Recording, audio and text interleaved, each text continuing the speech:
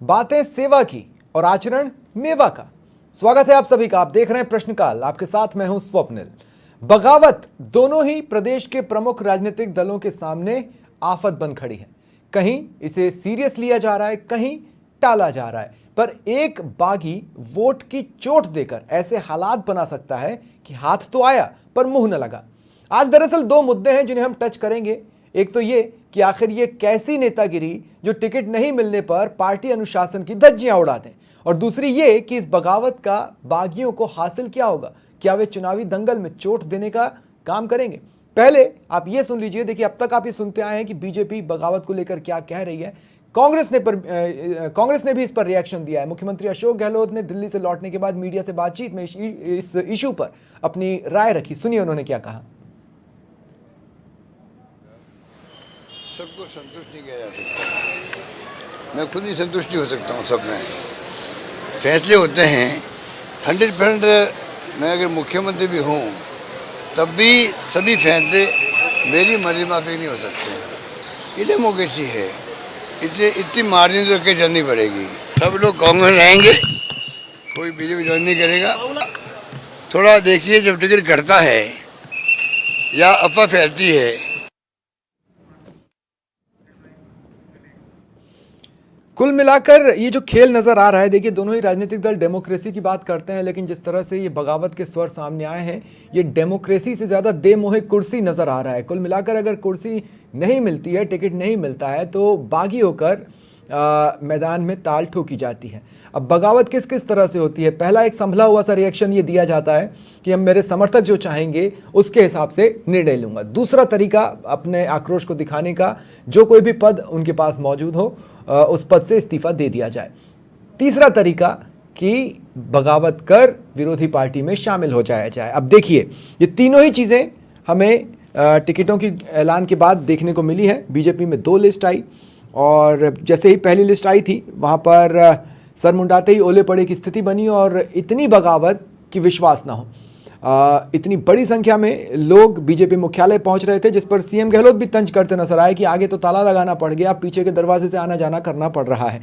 इधर दूसरा हमने देखा, कांग्रेस में टिकटों के ऐलान के पहले ही बगावत देखने को मिलने लगी थी। मेरे साथ जो गेस्ट जुड़ रहे हैं आपको इंट्रोड्यूस करवा देता हूं। प्रतीक सिंह कांग्रेस का प्रतिनिधित्व कर रहे हैं, और अटल खंडेलवाल बीजेपी का प्रतिनिधित्व कर रहे हैं। आप सभी का स्वागत है समाचार प्लस पर।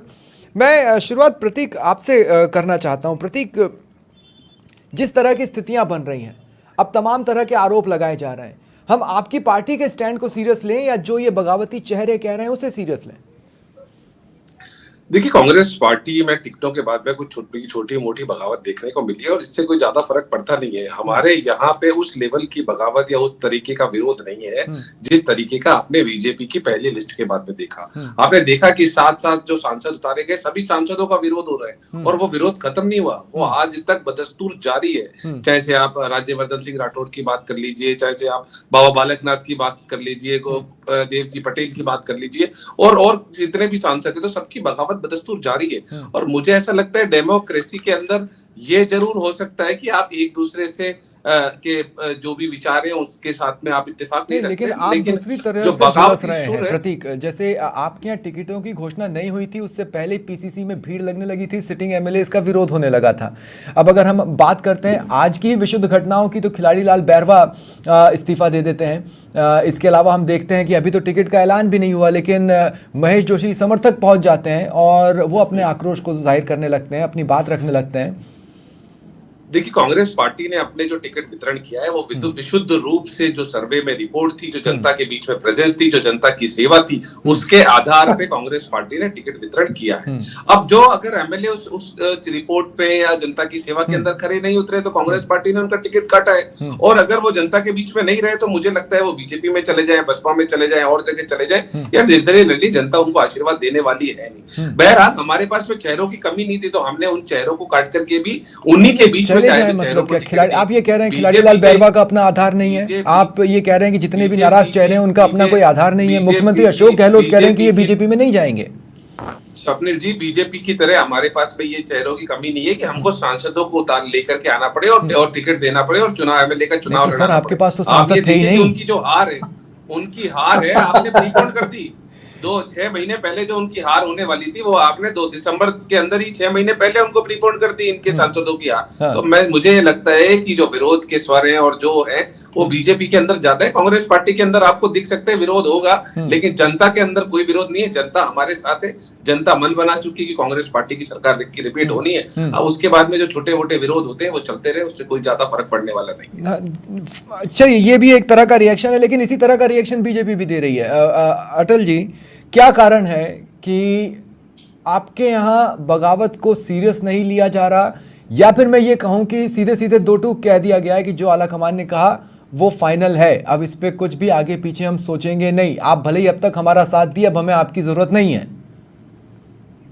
देखिए साहिल जी, स्पष्ट बात है कि बीजेपी एक अनुशासनात्मक पार्टी है, संगठनात्मक पार्टी है और एक विचारशील पार्टी है। इसके अंदर जो अनुशासनात्मक रूप से कोई भी व्यक्ति इधर उधर की कोशिश करेगा तो उसको संदेश भी दिया जाएगा। आप स्पष्ट देखिए कि इतने से दिन में, अभी तो कितने दिन हुए, कोई 6-7 दिन में हमारी बगावतें मतलब सारी खत्म हो गई। कैसे? ये होता क्यों है कि बिल्कुल दिख रहा होता है ना जनता के बीच में कि भी तेजी से, तो ये बहुत सारे लोग देख रहे हैं ना लोगों को टायर जलाते हुए। अब आज देखिए, आज ऐसा कुछ भी नहीं है, बहुत मामूली सी कुछ है, उसको भी हम 2-3 दिन में नाप देंगे। तो ये कोई इशू हमारे यहाँ नहीं है। सर फुटबॉल तो इनके यहाँ है। पहले तो गहलोत साहब और पायलट पे सर फुटबॉल नहीं, लेकिन पीसीसी में अभी पीछे के किसी दरवाजे से निकलने की स्थितियां नहीं आई हैं। सुनिए साहिल जी, एक बात बताइए, इन्होंने कहा था कि 3 महीने पहले, गहलोत साहब ने कहा था ना मई जून में कि हम 3 महीने पहले 100 दिन पहले टिकट दे देंगे। ये इसकी स्थिति को टालना चाह रहे थे जो अभी इनकी ये लिस्ट जारी होने पर, इसी कारण तो ऐसा हुआ है। इनके देखिए आप, ऐसे भगदड़ मच गई है इधर से उधर जाने की, कोई नहीं, लेकिन अटल जी देखिए अटल जी 2 मिनट सुनिए, मेरी बात सुनिए। मैं एक चीज, सिर्फ एक छोटी सी बात यहाँ पर कहना चाह रहा हूँ जिस पर मैं आपका रिएक्शन लेना चाह रहा हूँ। वो छोटी सी बात सिर्फ इतनी है कि इनके यहाँ कम से कम पीसीसी में पीछे के दरवाजे से निकलने की स्थितियां तो नहीं बनी ना। आपके तो दिग्गज चेहरों को भी पीछे के दरवाजे से निकलना पड़ा। देखिए ये भी बात आप ही की, आप कयास लगा रहे हैं। हमारे यहाँ पीछे से किसको, मतलब कौन निकलने वाला था, कौन निकला? चंद्रशेखर जी को भी निकलना पड़ा। और भी नाम बताऊं? ऐसा नहीं होता, ऐसा नहीं होता। कभी कभी एक बात ऐसे समझने की कोशिश करिए कि साहिल जी, छोटी मोटे कारण कार्यकर्ता वगैरह कई बार 3-3, 4-4 साल अच्छी मेहनत कर रहे होते हैं, और जो पार्टी विनिंग पार्टी होती है और उनको लग भी रहा होता है, तो उन लोगों का मन थोड़ा सा, एक बार टिकट जब वितरित हो जाती है तो थोड़ी ठेस पहुंचती है, तो उसका ही एक प्रतिक्रिया स्वरूप है। ठीक है, एक छोटी सी मैं बताना चाहता हूं अपने दर्शकों को। मेरे साथ इस डिबेट में वरिष्ठ पत्रकार श्याम सुंदर शर्मा जी भी जुड़ रहे हैं। श्याम जी, स्वागत करता हूं मैं आपका समाचार प्लस पर। अभी तक जो डिबेट की, कांग्रेस और बीजेपी दोनों ही बगावत को हल्के में ले रही है, जैसा कि मैंने महसूस किया। लेकिन मैं आपसे ये पूछना चाहता हूं कि क्या जिस तरह की बगावत देखने को मिल रही है, या जिस तरह के बागी सुर उठ रहे हैं श्याम जी, क्या वो हल्के में लेने वाली स्थिति वाली बगावत है, या सचमुच आफत क्रिएट करने वाली बगावत है?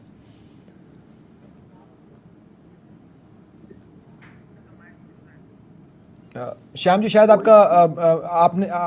आपका मोबाइल म्यूट पर है।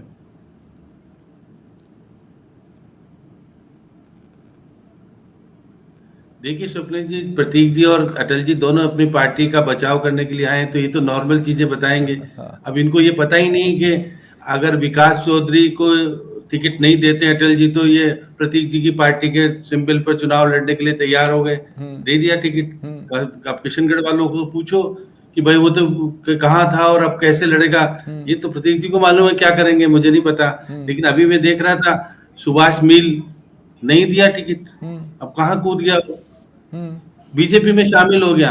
अब अटल जी की पार्टी से, खंडेला से टिकट ले लेगा वो। अगली बार तो देखिए वो किसका था और कैसे लड़ रहा था। अब देखिए जो दो ज्योति आ गई, कांग्रेस से चली गई ज्योति, कहाँ चली गई, अटल जी के पास चली गई। अब कितनी ज्योति वहां पर प्रकाश करेंगे, ये तो अटल जी को पता है कि इनके प्रकाश में फलेंगे फूलेंगे, पता नहीं इनके यहाँ से मलिंगा कहाँ से गेंदबाजी करेंगे ये भी देखना होगा। देखिए मलिंगा तो कह रहा है पहले तय करो उसके बाद आऊंगा, ऐसे थोड़ा ना आऊंगा। दर्शन सिंह अभी देखिए मैं देख रहा था 3 लोगों को, अब देखिएगा अभी तो यूनुस खान को टिकट दोगे क्या? नहीं तो फिर ये भी चला जाएगा, ये कांग्रेस की तरफ जाएगा। अजय क्लिक को दोगे क्या? नहीं तो कांग्रेस की तरफ जाएगा। देखिए प्रहलाद गुंजल को दोगे नहीं दोगे, क्योंकि अब प्रहलाद गुंजल को नहीं दोगे तो वसुंधरा जी, और वसुंधरा जी का पुत्र जीतेगा कैसे? अटल जी बहुत दिक्कत है, उनको नहीं दोगे तो वो पहले भी बगावत कर चुके हैं, उनको वसुंधरा जी ने निलंबित नहीं किया, फिर हाईकमान को निलंबित करना पड़ा था। एक ऐसे सीएमएचओ का मामला स्वप्निल जी आपको याद हो जिस तरह की घटना हुई थी। अब देखिएगा हवा महल से अब जो स्थिति बन रही है, प्रतीक जी को चिंता का विषय, आर तिवारी का नाम आया, तख्ती लेके पहुंच गए, कांग्रेस कार्यालय में तोड़फोड़ हो गई। कौन? देखिए वो व्यक्ति महेश जोशी जो कासम खास हुआ करता था, वो कह रहा है कि भाई नहीं महेश जोशी चाहिए, नहीं आर तिवारी तो अभी अध्यक्ष बनाया ना आपने प्रतीक जी। नहीं लेकिन आज जब खास बात है, जब मुख्यमंत्री गहलोत दिल्ली से लौटे, उन्होंने मीडिया से बातचीत में ये कहा कि भाई कुछ चीज़ों में तो मुख्यमंत्री की भी नहीं सुनी गई, इससे ज़्यादा मैं क्या कहूँ। तो ऐसा वो क्या सुनाना चाह रहे थे? दूसरी बात ये कि जब आप सिटिंग एमएलए का टिकट काटते हो या खिलाड़ी लाल बैरवा जैसे व्यक्ति का टिकट काटते हो, तो उसका मतलब है एंटी इनकम्बेंसी को आप भी महसूस कर पा रहे हैं, कुछ चेहरों पर ही सही लेकिन कर तो पा रहे हैं।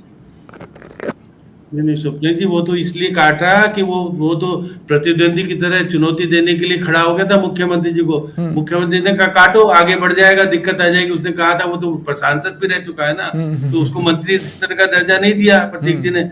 कितनी बार कहा, अभी आ रहा है विधानसभा में प्रस्ताव लाएंगे और कर देंगे। देखिए मुख्यमंत्री जी ने आज अपना दर्द बयां किया कि भाई चिंता मत करो, क्योंकि मेरी चली नहीं और मैं बगावत मानेसर जाने वालों को तो सबको टिकट दे दिया, मेरे वालों को नहीं मिला, मैं क्या करूं, मैं नहीं दे पा रहा हूं, मैं ब्याज सहित लौटा दूंगा। तो मुख्यमंत्री जी जैसे अभी देखा आपने, कहते कि भाई मैं तो बनने वाला हूँ, आपस से 7 गारंटी दे रहे हैं ना। लेकिन अब कहा कि गारंटी को घर तक पहुंचाने का काम करेंगे, तो इनके प्रभारी ने कहा 7 संयोजक लगाओ, संयोजक के माध्यम से पहुंचेंगे। तो अब संयोजक याद आ रहे हैं, पहले तो कह रहे थे कि मेरे अधिकारी गांधी महात्मा गांधी मित्र या राजीव गांधी मित्र के माध्यम से सरकारी योजनाओं का लाभ पहुंचाएंगे, नहीं पहुंच पा रहा। ठीक है, अब और एक भवानी सिंह राजावत को दोगे नहीं दोगे, तो मुझे नहीं पता। अब आपने भवानी सिंह राजावत को दिया, तो वहाँ जो राजघराना कोटा वाला है ना आपके, जो अभी है, इसमें तो कोई शक नहीं है कि अभी भी डगर बहुत कठिन है पनघट की, और ये झटपट पानी भरने की हड़बड़ाहट है या कुछ और, ये देखने वाली बात जरूर होगी। लेकिन प्रतीक सिंह जी, मुझे एक बात बताइए, कई बड़े चेहरों को बस यूं ही कह देना कि नहीं कोई इतना बड़ा चेहरा नहीं है, ये आसान बहुत होता है। लेकिन जिस प्रदेश में एक एक वोट से किसी की जीत और किसी की हार तय हो जाती हो, वहाँ पर बगावत बहुत भारी पड़ती है। मुख्यमंत्री गहलोत को जब आकर कहना पड़ा कि मेरी कुछ मामलों में सुनी नहीं गई, वो यही तो बताता है कि पार्टी में स्थितियां ठीक नहीं है। मैं ये इसलिए कह रहा हूं क्योंकि एक तो आपके ऐसे लोगों की भरमार एकाएक दिखने लगी है कि जिनको टिकट नहीं मिला तो वो बगावत पर उतर आए, मानो नेतागिरी चलने के लिए टिकट बहुत जरूरी हो। भाई नेतागिरी तो आप ऐसे भी चला सकते हैं, सेवा नहीं, बिन मेवा नहीं चलेगी सेवा, ये क्या स्थिति है? देखिए स्वप्निल जी, जिस तरीके से सरकार हमने 5 साल में चलाई है, तो मुझे लगता है कि इस बार का जो चुनाव है, और जनता ने भी ये मन बनाया कि जो जनता की जो सरकार की नीतियां रही हैं, सरकार की गारंटियां रही हैं, और आने वाली जो 7 गारंटियां, उसके दम पे वोट डलेंगे। दूसरी बात है कि आपने देखा कि हमें इस तरीके की कोई चेहरे की कमी नहीं हुई कहीं पे भी। अगर कोई चेहरा काटा गया तो लोकल स्तर का ही चेहरा लिया गया। नहीं, कैसे नहीं हुई? लोकल विकास चौधरी स्तर का ही चेहरा, विकास चौधरी ने आपकी पार्टी के लिए कहां पर दरियां बिछाई हैं? अरे एकाध आप चेहरा छोड़ दीजिए, तो लोकल स्तर का ही चेहरा लाया गया। हमने कोई ये नहीं किया कि कोई बीजेपी से आए 2, बसपा से आए 3, और आप कह रहे हैं आपके चेहरे, उन्होंने कांग्रेस के लिए मेहनत कहाँ की?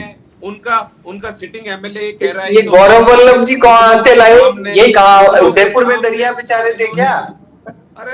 अरे वो तो राष्ट्रीय इनसे पूछो तो सही कि भाई कार्यकर्ता वहाँ नहीं है क्या? वहाँ के कार्यकर्ता। अटल जी 2 मिनट। प्रतीक जी देखिए, मैं आपसे क्या पूछ रहा हूँ, 2 आए बीजेपी से, सुनिए प्रतीक जी, कल की बात कर रहा हूँ। अटल जी 2 मिनट रुकिए ना प्लीज। अटल जी 2 मिनट रुकिए। प्रतीक जी मेरी बात सुनिए। प्रतीक जी, मैं कल की आपकी चौथी लिस्ट पर आ रहा हूं। 2 बीजेपी से आए चेहरे, 3 बसपा से आए चेहरे, 2 निर्दलीय चेहरे, क्या इन जगहों पर आपकी पार्टी के कार्यकर्ता जो दरियां बिछाते हैं बड़े बड़े कार्यक्रमों में, उनकी जगह नहीं बनती थी जो इन लोगों को देना पड़ा? देखिए, मैंने आपको बता दूं, जो बसपा से आए हुए आप बात कर रहे हैं वो बसपा से पहले ही आ चुके थे, कांग्रेस पार्टी उन्होंने ज्वाइन कर ली। ठीक है। दूसरी बात मैं ये कह रहा हूं कि इनके सांसदों को ये कहना पड़ा कि जिन्होंने मुगलों के सामने घुटने टेक दिए उनको आपने यहाँ पे चुनाव लड़ाने के लिए विद्याधर पे भेज दिया। तो आप बताइए कि किस तरीके से राज्यवर्धन सिंह राठौड़ के सामने उन्हीं के कार्यकर्ता काले झंडे निकाल रहे हैं, ढोल नगाड़े बजा रहे हैं। इनके बाद में एक दो लिस्टों के बाद इतनी सिर्फ टवल हो गई कि लिस्ट निकाल नहीं पा रहे। ये भी अपने आप में बड़ी अजीब बात है, मैं इस पर भी आऊंगा। कुछ नारे बड़े चर्चाओं में है, लेकिन उससे पहले अटल जी मुझे आप भी बताइए, कुछ जगहों पर टायरों का जला देना, किसी अन्य स्टेट में दफ्तर में घुसकर तोड़फोड़ मचा देना, आपके राज्यसभा, आप माफ कीजिएगा, आपका जो पार्टी का मुख्यालय है उसके बाहर इस तरह की भीड़ लगा देना कि अंदर जाना और बाहर आना लगभग नामुमकिन सा हो जाए, ये किस तरह का अनुशासन है? देवजी पटेल की गाड़ी पे तो पत्थर, देखिए ऐसा है, पत्थर तो जाहिदा खान के हस्बैंड की गाड़ी पर भी फेंका गया, प्रतीक सिंह जी आप भी जानते हैं, छोड़िए उस पर नहीं जाते। हाँ प्रतीक जी आपके भी होने वाला है, चिंता मत करो, थोड़ा एंजॉय करो। नहीं होगा सर, देखते हैं। अटल जी, हाँ अटल जी बोले। हाँ अटल जी बोले। हो गया सुभाष मिल, आपको पता है अभी साहिल जी बहुत स्पष्ट बता देता हूँ। बीजेपी अरुण सिंह जी हमारे प्रभारी हैं राजस्थान के, उन्होंने स्पष्ट कहा कोई टिकट नहीं बदला जाएगा, पहली बात। दूसरी बात, जो आप देख रहे थे इनिशियल स्टेज का रिएक्शन था एक। सर जी एक बात बताइए, 4 में से क्या किसी एक भी स्टेट में प्रत्याशी नहीं बदले गए? या 2-3 दिन पीछे आपको ले जाऊं और याद दिलाऊं कहां पर प्रत्याशी बदला गया है? अरे सुनो सर, सुनिए, अभी बता दीजिए यहाँ राजस्थान में कौन सा, राजस्थान की बात कर रहा हूँ मैं, आप बताइए। वैसे आप राष्ट्रीय दल हैं, डिबेट राजस्थान की करें, एक भी बता दीजिए आप। और ये स्पष्ट भी कर दिया ना, और बस जो स्पष्ट किया है वो भी एक अरुण सिंह जी साहब ने किया है, जो कि हमारे राजस्थान के चुनाव प्रभारी। ठीक है, तो उनके वर्ड्स का कोई मीनिंग भी है। रही बात अभी आज देखिए, वो पहला जो देखिए राजस्थान चुनाव प्रभारी, हाँ ठीक है, चुनाव प्रभारी तो प्रहलाद जी जोशी है, लेकिन अरुण सिंह जी राजस्थान के प्रभारी है ना। तो वही मैं यही बोलने की कोशिश कर रहा हूँ कि वो जो कुछ बोलते हैं तो वो पार्टी बोल रही होती है, उन्होंने स्पष्ट कर दिया। और रही बात हमारे सर, आप बोल रहे थे ये एक रिएक्शन था शुरुआती तौर का। नहीं तो मुझे एक बात समझाइए, अटल जी, मुझे एक बात समझाइए, मुझे एक बात समझाइए अटल जी, कि पार्टी का आंतरिक लोकतंत्र भी तो है ना। अगर किसी ने कुछ कहा है तो उसको दो टूक जवाब देने की जगह बिठाकर समझाना बुझाना ज्यादा बेहतर नहीं होता? देखिए उसके लिए भी हमारी कमेटी बनी हुई है और वो काम हो रहा है। आपको लग नहीं रहा कि वो सब लोग बैठ गए ना आराम से? कहाँ बैठे सर? कितने कांग्रेस में जाकर के शामिल हुए? आप टोटल नंबर ऑफ पीपल बता दीजिए। और कांग्रेस में तो भगदड़ है अभी। तो कांग्रेस में शामिल होना ही आखिरी रास्ता है क्या? आए ना, निर्दलीय नहीं हो सकता? बोल रहे हैं ना आपके आज ही आपकी पार्टी का आज ही एक चेहरा बसपा में गया ना, जो ये कहा करता था कि मैं कांग्रेस में नहीं जाऊंगा। देखिए साहब, ऐसा है कि कोई जाता है तो जाए, बहुत स्पष्ट है। हम बहुत प्रयास करते हैं और प्रयास करने के बाद भी अगर वो उनकी महत्वाकांक्षा किसी की भी पार्टी से ऊंची है, व्यक्तिगत है, तो भारतीय जनता पार्टी विचारशील पार्टी है और वो हमारा बहुत स्पष्ट रुख है कि हम पहले ये कोशिश करते हैं कि उसको मनाया जाए, उसको समझाया जाए, उसको सैद्धांतिक रूप से उससे बात की जाए, और फिर भी अगर वो अवहेलना करे तो फिर वो उसको जहां जाना है, उसके जहां विचार करते वहां जाए। ठीक है, यही प्रतीक जी मैं आपसे भी पूछना चाहता हूँ, ये बातें पहले से स्पष्ट क्यों नहीं रहती हैं? ये बातें पहले से ही कार्यकर्ताओं के बीच में क्यों नहीं रहती हैं? एक मुख्यमंत्री को एयरपोर्ट के बाहर अपना दुखड़ा रोना पड़े, ये अच्छा लगता है क्या? दूसरी बात ये है कि भाई मुख्यमंत्री जी ने कोई दुखड़ा नहीं रोया। नहीं, उन्होंने कहा ना मेरी सुनी नहीं गई कुछ मामलों में। आप उसको चलिए ठीक है, शब्द बदल देता हूं, मैं ये कह देता हूं कि उन्होंने अपनी मजबूरी बताई, मजबूरी जताई, मैं शब्द बदल देता हूं। आप इसको इस सेंटेंस से भी आपत्ति हो तो मैं तीसरा सेंटेंस बोल देता हूं, लेकिन हुआ तो वही है मोटे तौर पर। मैं सिर्फ आपसे ये बोल रहा हूं, ये अच्छा लगता है कि गिरिराज सिंह मलिंगा, आप अगर कह देंगे कि वो कद्दावर नहीं है उनके इलाके में तो ये कौन मानेगा, लेकिन वो कहां पर हैं, किनके संपर्क में हैं और किस शर्त पर संपर्क में है, ये तो सभी जानते हैं ना। स्वप्निल जी हमने हमारी जो पकड़ है वो चुनावों पे मजबूत बनाई और धीरे धीरे करते हुए आप देखिए 156 सीटें हमने डिक्लेयर कर दी है। अब आप जो गिरिराज सिंह मलिंगा जी की और किसी की बात कर रहे हैं तो कहीं से तो नई शुरुआत करनी पड़ेगी, किसी को तो टिकट और बदलना ही पड़ेगा। लेकिन जिस लेवल पे बीजेपी के अंदर बगावत हुई, जिस तरीके से सांसदों का विरोध हो रहा है, वो आपको कांग्रेस पार्टी के अंदर देखने को नहीं मिला। 95 में से 27 है, अभी 27 जगह एक सुनाऊं। मालवीय नगर में तो अर्चना जी के खिलाफ राजीव अरोड़ा जी नहीं, पर हाँ ये भी बड़ी अजीब सी बात है। इस बात का जवाब देखिए हो क्या रहा है, हाथ तो आया पर मुंह न लगा की स्थिति क्यों है प्रतीक जी, मैं आपको बताता हूं। अटल जी 2 मिनट, एक सवाल मैं लेना चाह रहा हूं। प्रतीक जी देखिए, जब टिकट की घोषणा नहीं हुई तब अर्चना शर्मा 40 खोखे की बात करती नजर आई। आपने एक व्यक्ति को टिकट नहीं दिया, उसका यह कहना है कि प्रमोद जैन भाया ने पैसे देकर मेरा टिकट रुकवाया है। ये जो बातें चल रही है ये पार्टी को कैसे क्षेत्र में नुकसान नहीं पहुंचाएंगी? क्यों आपको वोट की चोट नहीं पड़ेगी? देखिए हमारे को वोट की चोट नहीं पड़ेगी। पहली चीज तो ये है कि जो हमारे सुनिए तो सही, आप इतने कि आप तो कम से कम जितेंद्र के खिलाफ कह रहा था कि साहब बेच दिया टिकट। वो जो मैं तो ये कह रहा हूँ कि जो हमारा चुनाव है वो हमारा जोरीलाल मीणा जी कह रहे हैं, ठीक है, और जो स्कीम लड़ रही है, जो हमारी सुशासन लड़ रहा है, उसके बाद में चेहरा कोई भी उससे ज्यादा फर्क पड़ता नहीं है। चेहरा हमारे को सिर्फ वोटों के अंदर और प्लस ले जाएगा। बाकी जो हमारी सुशासन की नीति है, 7 गारंटी, मैं हमेशा कहता हूँ, मैं श्याम जी को डिबेट में ला रहा हूँ। श्याम जी प्रॉब्लम क्या है कि हम जैसे लोग या जो आम लोग होते हैं ना, वो सिंपल गणित समझते हैं, 1 + 1 = 2।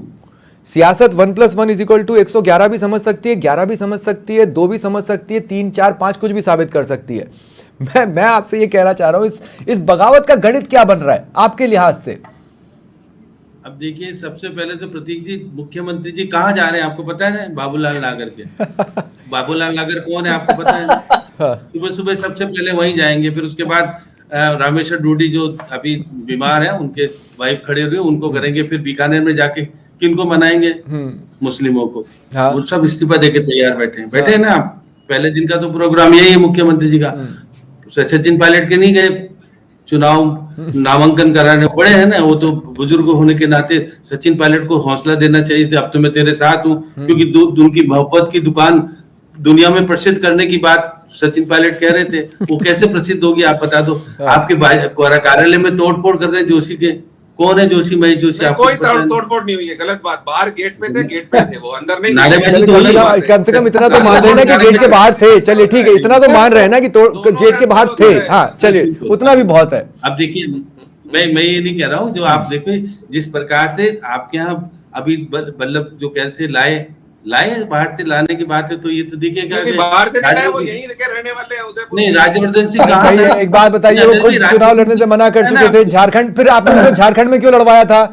फिर देखिए ऐसी बात करते हैं ना प्रतीक जी, झारखंड से क्यों लड़े थे फिर वो पंत साहब? यहाँ के रहने वाले नहीं है क्या? अरे तो फिर झारखंड से क्यों लड़ाया था? वो वहां के लिए बाहर ही थे, और यहाँ तो वो उन्होंने काम क्या किया? वो तो राष्ट्रीय प्रवक्ता है ना। अरे मोदी जी जा करके मेंबर ऑफ पार्लियामेंट का जब उत्तर प्रदेश अरे तो आप क्या बात कर रहे हो?